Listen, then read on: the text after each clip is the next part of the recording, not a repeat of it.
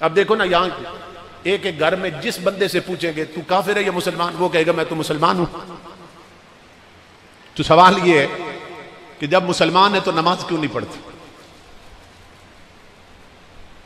یہ جو نماز ہے نا، امام الانبیاء نے فرمایا کہ بین العبد والکفر ترک الصلاۃ، کہ مومن اور کافر میں فرق ہی نماز کرتی ہے۔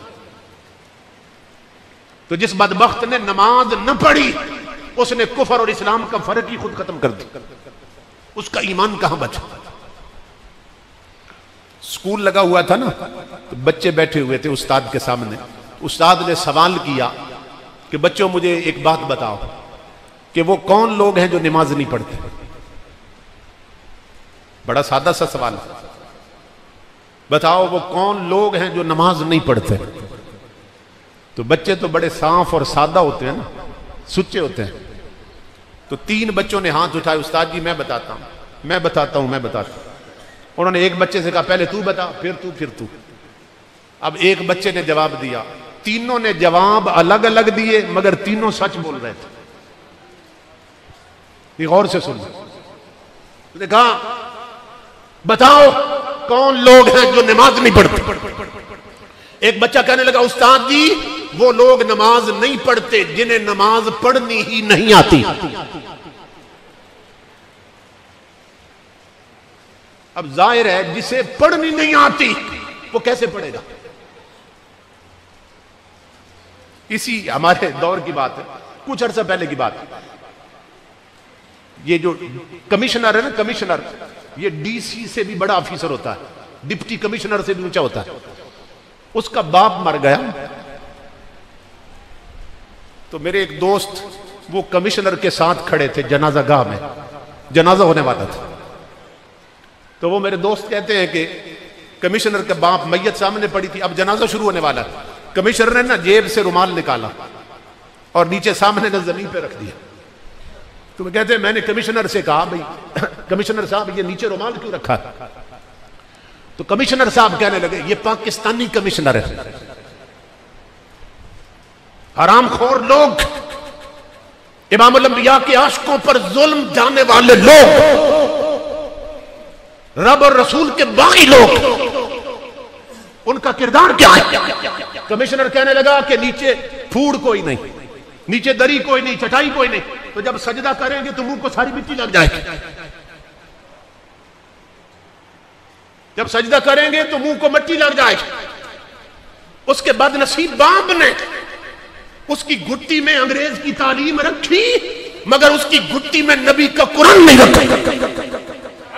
وہ اتنا بڑا افسر بن گیا حرام خور، اور نبی کا دین اتنا بھی نہ سمجھ سکا کہ نماز جنازہ میں سجدہ ہوتا ہے کہ نہیں ہوتا ہے۔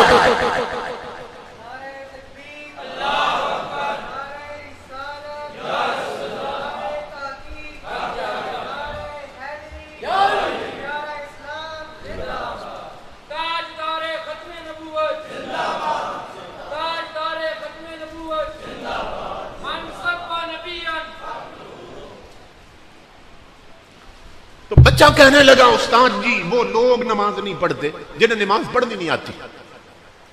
دوسرا بچہ کہنے لگا جی میرا جواب اور ہے۔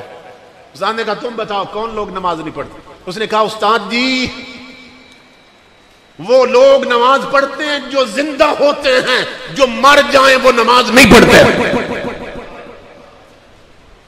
اس نے بھی بڑی کھری بات کی، کیونکہ زندہ نماز پڑھتے، مرنے والے تو نہیں پڑھتے۔ تیسرا کہنے لگا استاد جی میرا جواب اور ہے۔ اس نے کہا تو کیا کہتا ہے، کون لوگ نماز نہیں پڑھتے؟ اس نے کہا استاد جی نماز مومن پڑھتے ہیں، کافر نہیں پڑھتے ہیں۔ تو یہ میں تکڑی دے رہا ہوں یہاں رہنے والوں، ادھر مسجد میں نماز کا وقت ہے، تم اڈے پہ تاش کھیل رہے ہیں، گھروں میں ادھر نماز کا وقت ہے، ماں بہنوں بیٹیوں تم ٹی وی پر ڈرامہ دیکھ رہی ہو، جوانوں ادھر نماز کا وقت ہے، جمعے کی نماز کا وقت، تم میدان میں کرکٹ کھیل رہے ہو یا ٹی وی پر کرکٹ کا میچ دیکھ رہے ہو۔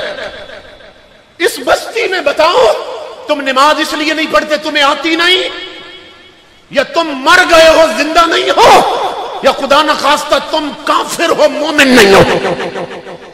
بتاؤ کس تکڑی پہ تلتے ہو تم؟ خدا کے لیے امام الانبیاء کے غلام ہو. یہ تو آپ خوش نصیب ہیں کہ حضور ضیاء الامت کے فیض یافتہ بیرا شریف سے فاضل آپ کو عالم میسر ہے. میں نے تو شہروں کی بڑی بڑی آبادیاں دیکھی ہیں جہاں بڑی بڑی مسجدوں میں جاہل بیٹھے ہیں صرف ٹکر کمانے کے لیے. اللہ نے آپ کو عالم دیا, آپ کا اپنا بیٹا اپنا بھائی ہے. تو انہوں نے پروگرام ہی بچوں نے یہ رکھا کہ مجھے بلایا جائے اور نبی اکرم صلی اللہ تعالیٰ علیہ وآلہ وسلم کا دین اور شریعت بیان کی جائے کہ اگر کسی ایک کی پٹی بھی اتر گئی غفلت کی اور اس کا رخ ہو گیا مدینے کی طرف تو ان کی ساری محنت ٹھکانے لگ جائے. تو میں بھائی عمار صاحب, علامہ نصیر احمد صاحب اور دیگر تمام دوستوں کو مبارکباد دیتا ہوں کہ جن کے توسل سے ہم یہاں پہنچے ہیں اور مل بیٹھ کر ہم نے بھولا ہوا سبق یاد کرنے کی کوشش کی ہے. بہت دل خوش ہوا, مسجد بھری ہوئی آخر تک. آپ بڑی محبت سے گرمی کے موسم میں, حبس کے موسم میں یہاں بیٹھے ہیں. اللہ سب کا آنا قبول کرے اور ہم سب کو حضور کی سچی غلامی نصیب کرے. وما علینا الا البلاغ.